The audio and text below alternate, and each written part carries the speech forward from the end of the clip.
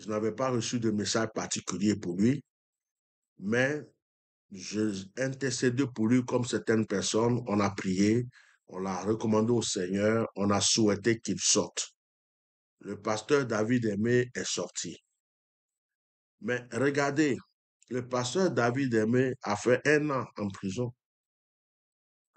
Et il y a un signe, avant même que j'aie l'autorisation de faire ce direct, je ne savais même pas que le pasteur David Aimé allait être libéré. C'est aujourd'hui que j'ai vu comme ça sur les réseaux sociaux que le pasteur David Aimé a été libéré. J'ai dit, oh Seigneur, voilà le signe dont tu me parlais. Si vous remarquez bien, le pasteur David Aimé a été arrêté sur sa chair un 15 décembre. Il a été arrêté sur la chair en train de prêcher un 15 décembre. 2 semaines après, le prophète Élie Pada a disparu. 2 semaines après. C'est dans la même période. Vous voyez, le pasteur David Aimé a été arrêté. Aussitôt, le prophète Élie Pada, 2 semaines après, qui devrait faire la traversée, n'a pas pu faire la traversée, il a disparu. Donc, les 2 hommes de Dieu là ont eu les problèmes au même moment. Le pasteur David Aimé vient d'être libéré. Et c'est un signe. Hein? C'est un signe.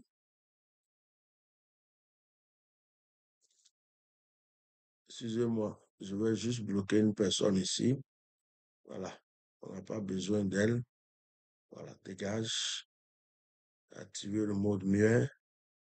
Voilà. Merci beaucoup. C'est un signe. C'est un signe. Voilà, c'est un signe.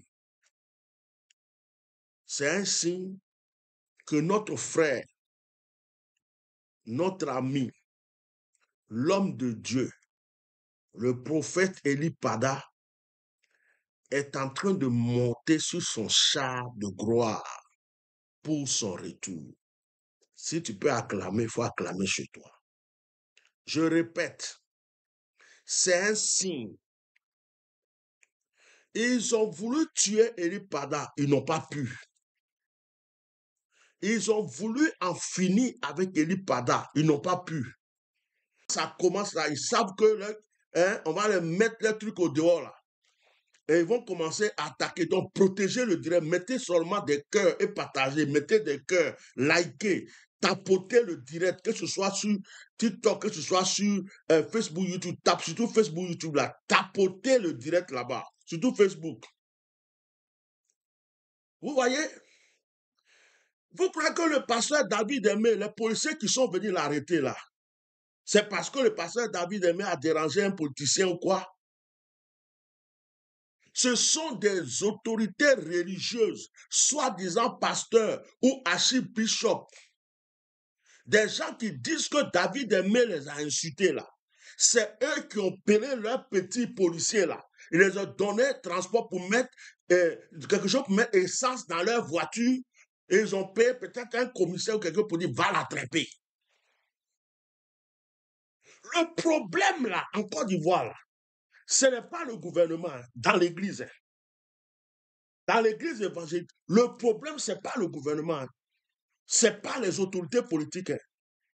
Le problème, ce sont les pasteurs, les mystiques, qui ont des milliers de fédérations, qui font des milliards de cotisations. D'autres vendent huile de mort, huile du nord, huile de palme.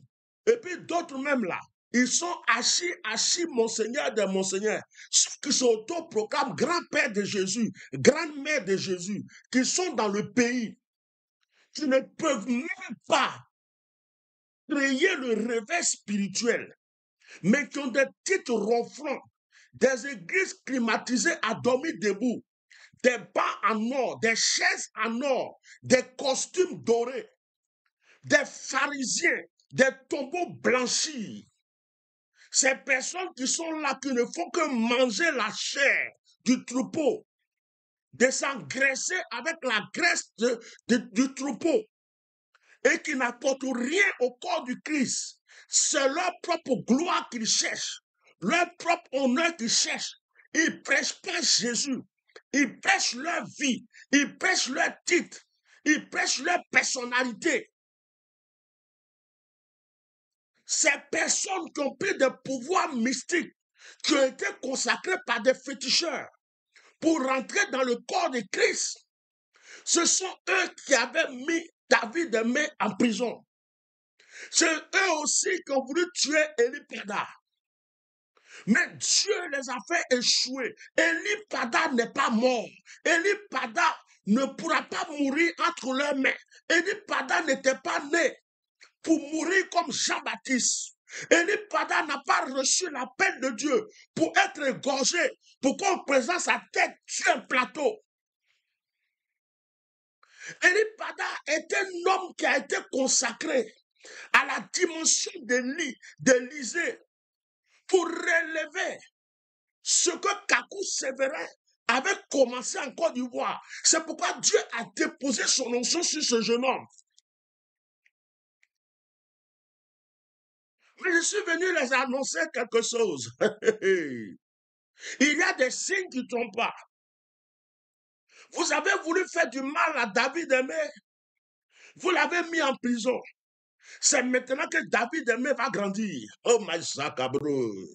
Je suis en train de recevoir une vision sur le pasteur David Aimé. Je vois une grande église. Oh, Sheker Prata. Je vois une grande église comme une cathédrale. Je vois cette église. Elle est grande, immense, construite. Et je vois la foule de personnes. Je suis en train de voir le pasteur David Aimé avec le don de miracles et de guérison. Allez-y demander au pasteur David Aimé. Je m'appelle Atia Normal, Bishop Melchisedec. Je n'étais pas à la Mecca avec lui. Allez-y lui demander si le Seigneur ne s'est pas révélé à lui à la Mecca pour lui dire que c'est maintenant son ministère de guérison et de miracles va commencer. Ezoko Malakata. C'est maintenant que son ministère de guérison et de miracles va commencer.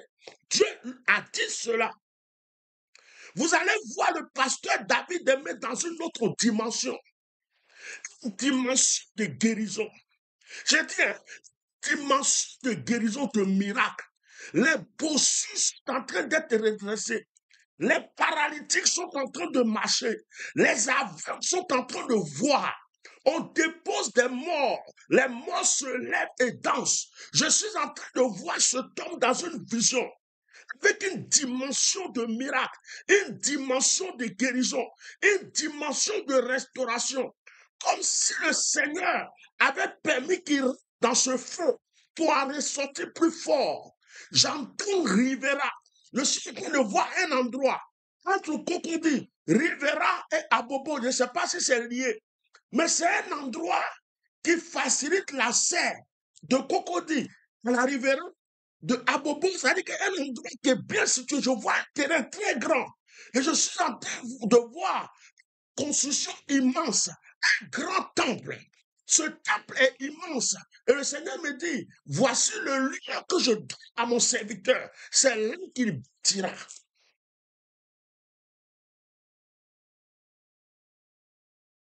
Et cela s'accomplira d'ici. C'est-à-dire qu'il va commencer à voir le lieu, faire les choses, et ça s'accomplira d'ici.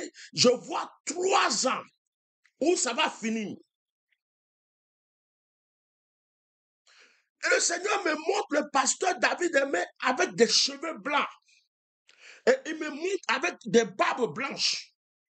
Il me dit qu'il va ouvrir autrement ses yeux. Il aura une autre dimension prophétique. Ce n'était pas prévu que j'en parle comme ça dans mon direct. C'est pendant que je parle que Dieu m'ouvre les yeux.